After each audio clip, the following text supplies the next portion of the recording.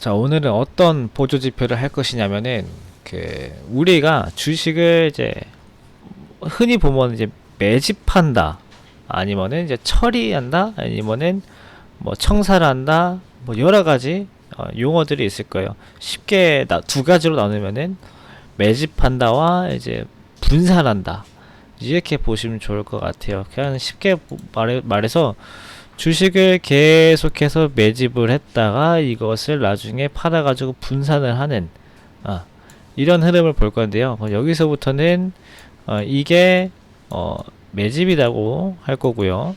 매집이라고 할 거고, 여기는 이제 분산이라고 할 겁니다. 그러면은 매집하는 기간 동안에는 주식이 크게 안 오르고 있겠죠. 근데 분산하기 전에 주가가 한번 급등했다가 분산하면서는 주가가 슬슬 떨어지겠죠. 오늘은 이제 이것을 파악하기 좋은 보조 지표를 배울 겁니다. 그래서 이럴 때 쓰는 보조 지표가 사실은 굉장히 많습니다. 이 매집과 분산을 판단하는 이 보조 지표들이 굉장히 많은데, 오늘은 몇 가지 비교를 좀 해가면서 볼게요. 첫 번째, 메모장에 한번 적어 드릴게요.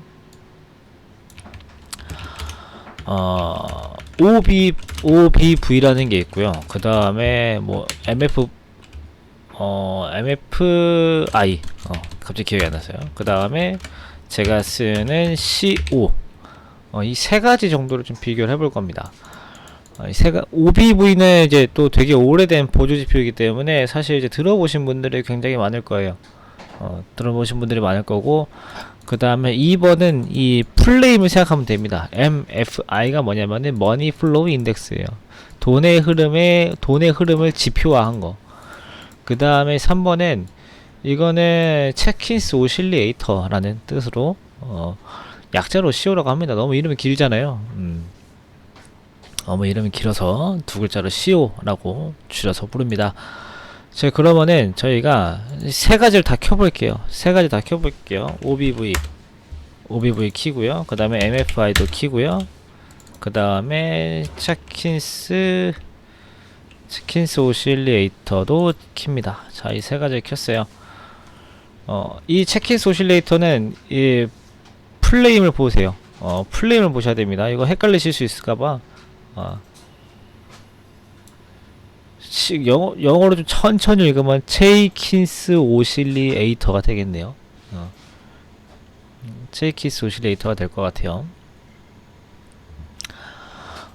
일단은 이 세 가지의 큰 흐름을 보시면요, 거의 비슷할 겁니다. 이 삼성전자를 기준으로 한번 일단 봐볼게요. 삼성전자를 이제 2021년 이후의 흐름을 보면요, 전반적으로 비슷합니다. 주가가 이게 점점 내려가고 있죠. 그러면서 이 OBV도 점점 내려갑니다. 그 다음에 MFI는 뭐 점점 내려가지만은 크게 내려가고 있진 않고요. 체이킨스 오실레이터는 되게 흐름이 조금 다릅니다. 조금 흐름이 얘가 조금 튀어요. 제가 이것 때문에 오늘 설명드릴 지표가 체이킨스 오실레이터예요. 사실 이 위에 두 가지는 저는 사용하지 않습니다. 이 위에 두 가지 대신에 세 번째 걸 쓰는데요. 이 세 번째 걸 쓰는 이유가 조금 더 주가 상승 하락을 조금 더 잘 반영합니다. OBV는 거의 거래량을 집중적으로 파악을 하고요.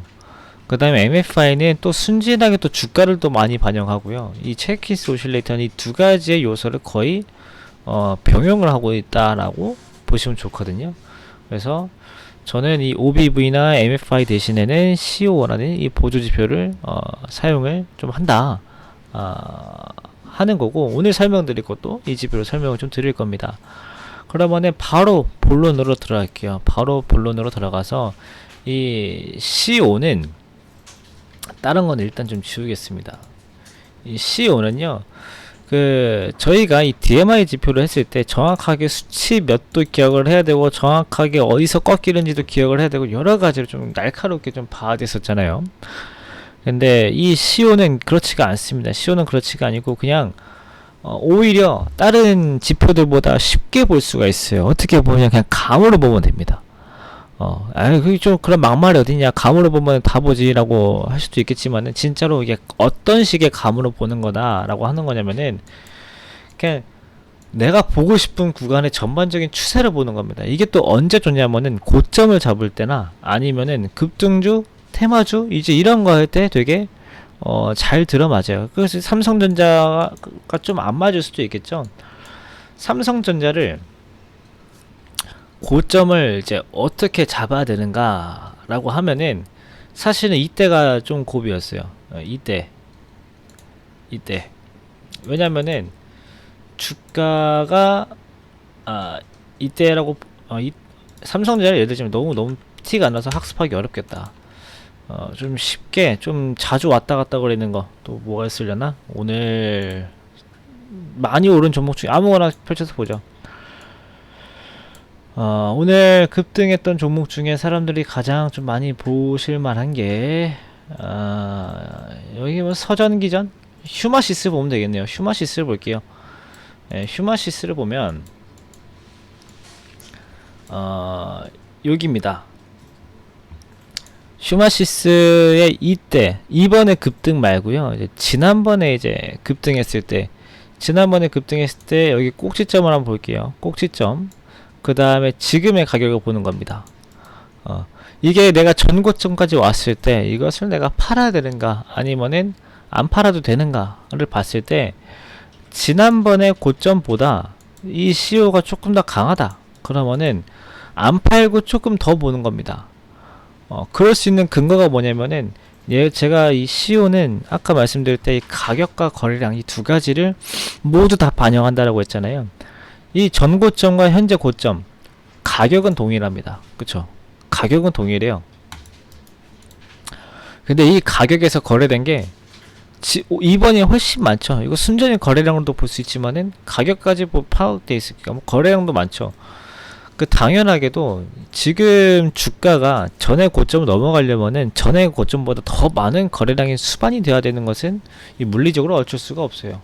그렇기 때문에 이번에는 휴마시스가 올라와도 전고점까지는 전고점 왔다고 해서 바로 판다 이런 관점보다는 조금 더 넉넉하게 볼 수 있는 여지를 남겨준다라고 판단을 좀 할 수가 있고요. 반대로 매수를 할 때도 사용할 수가 있습니다. 언제냐? 이때예요. 주가가 한참 하락할 때. 휴마시스 바닥이 이날이죠. 6월 10일입니다. 그 다음에 그 전에 이 밑에 CEO를 보면요, 여기를 보면 이 CEO가 거의 변함이 없습니다. 거의 변함이 없고, 대신에 아이고 지워졌네. CEO가 거의 변함이 없지만 여기 주가를 보시면 하락을 찍고 있어요. 여기 보시면 CEO가 여기서부터 여기까지는 거의 평탄한데 여기 주가는 하락을 찍고 있어요. 이게 왜 이런 현상이 발생하냐면요, 여기 거래가 없어요. 그쵸? 거래가 없다. 다만 주가는 내려가고 있어요. 반대로 제가 이거 밑에 이 CEO는 거래랑 가격을 모두 반영한다 했잖아요. 근데 가격은 떨어지고 있고요. 근데 이 CEO는 변함이 없다라고 하는 것은 가면 갈수록 거래량은 늘어나고 거래가 늘어나고 있다라는 얘기예요. 매수를 상승하고 있는 거래가 많아지고 있다는 얘기예요. 가격은 떨어지면서도 점점 매수하는 거래가 붙고 있기 때문에 이 밑에 거는 더 이상 밑으로 빠지지가 않고 옆으로 버텨버리게 되죠. 그래서 정확하게 저점을 잡을 수는 없지만은 이 부분에서 잘만 매수하면은 원금은 이를 지킬 수 있게끔 진입을 할 수가 있겠다. 이렇게 파악을 하는 거예요. 근데 이거는 제가 보여드렸다시피 되게 큰 추세를 보는 게 아니고 되게 딱 이 구간만 딱 잡고 보는 거거든요. 딱 여기 평탄했던 이 구간 딱 요것만 가지고 판단을 하는 거예요. 딱 이 구간만 가지고 나서 이 뒤에 올라오는 것들을 그려보는 거죠. 대신에 장점은 되게 짧은 구간으로 판단할 수 있다라는 거. 단점, 반등의 시기를 쉽게 예측하지 못합니다. 그래서 제가 말씀드리는 앞으로까지 할 총 4가지의 보조지표들을 이렇게 저렇게 이용을 해가지고 조금 더 시간을 줄이거나 확실하게 수익을 낼 수 있거나 조금 더 그런 방법들을 찾아내는 거죠. 그래서 일단은 다시 한번 장점을 정리해드리면은, 뭔가 내가 지금 매수를 했을 때 적어도 비싸게 사진 않을 수 있습니다. 남들보다 비싸게 사진 않을 수 있어요. 그 다음에 단점은 시간을 예측하기는 조금 어렵다. 이걸 CEO가 이렇게 막 올라가는 구간에서 매수를 하게 되면요, 주가도 당연히 고점입니다. CEO가 올라가는 지점은 그 둘 중에 하나예요. 거래가 되게 많은데 주가가 안 변하고 있거나, 아니면 반대로 주가가 막 올라가는데 거래가 감소하고 있는 경우는 이렇게 올라갑니다. 그러면은 그 부분은 점점 고점에 가까워져요. 다만 이 CEO가 막 내려오는데 주가도 막 같이 내려오는데, 이 CEO가 이제 하락을 멈췄는데도 불구하고 주가가 이제 하락이 나타난다라고 하는 것은 사실 의미 없는 하락. 그래서 제가 그 방송에서 종목 상담 말씀드릴 때도 지금 빠진 거 거래 없이 내려왔으니까 좀 반등 나올 수 있을 것 같습니다 라고, 대신에 시기는 예측할 수 없습니다 라고 말씀드리는 이유가 여기서 나오는 거예요. CEO가 내려오면서도 버티면서도 주가가 내려올 경우에는 이 주가 이상 정도는 기회는 뭐 한 번 정도는 줄 수 있는 구간이다. 다만 시기를 알 수 없다. 이렇게 좀 정리를 할 수가 있겠죠. 그래서 오늘 많이 올랐던 휴마시스로도 쉽게 증명이 가능하고요. 또 다른 것도 한번 봐볼게요. 네, 다른 거 여기 지엔코도 마찬가지입니다. 오늘 상승률 1위 종목에 있는 지엔코를 그냥 켰습니다. 상승률 1위 지엔코. 지엔코도 보면요, 여기부터 여기까지 2020년 4월부터 2021년 6월까지 크게 변화가 없어요. 크게 변화가 없는데 주가가 1년 동안 내려왔어요. 근데 오늘 이렇게 급등이 나오잖아요. 이 지엔코는 여기 한 1300원, 1400원까지 추가 상승 가능할 것으로 보여요. 제가 얘기했던 장점과 단점이 나왔죠. 장점, 손해는 안 볼 수 있습니다. 단점, 기간이 얼마나 걸릴지 몰라요. 지엔코는 1년이 걸려서 뭔가 거기에 대한 확실한 보답을 받은 케이스라고 보시면 좋을 것 같고요. 큐로컴도 마찬가지죠. 큐로컴도 여기 변함없지만은 주가가 많이 내려왔죠. 그러면은 적어도 2020년 11월부터 2021년 6월까지는 매수 타점을 잡기 위해서 고민할 수가 있었던 시기라고 보시면 좋을 것 같고, 서전기전은 사실 뭐 많이 올라왔었기 때문에 뭐 예시로 들기는 매수 구간을 찾기가 참 쉽지 않겠지만은, 예를 들어서 이런 데도 한번 봐볼게요. 주가가 내려오는데 CEO가 올라가요. 그러면 여기는 매수 시점이에요. 쉽죠? 되게 쉽습니다. DMI보다 되게 직관적이고 쉬워요. 다만 DMI는 정확하게 숫자로 표현해서 정리할 수가 있지만은 이거는 숫자로서 정의할 수가 없다라는 거. 그게 조금 어려워서 감을 좀 익혀야 되지만은, 뭔가 제가 CEO를 보는 이 관점을 여러분들이 잘 보고 여러가지 종목들이 이건가? 이건가? 이제 이렇게 해서 몇 개 대입해보면은 눈에 보이기 시작할 겁니다.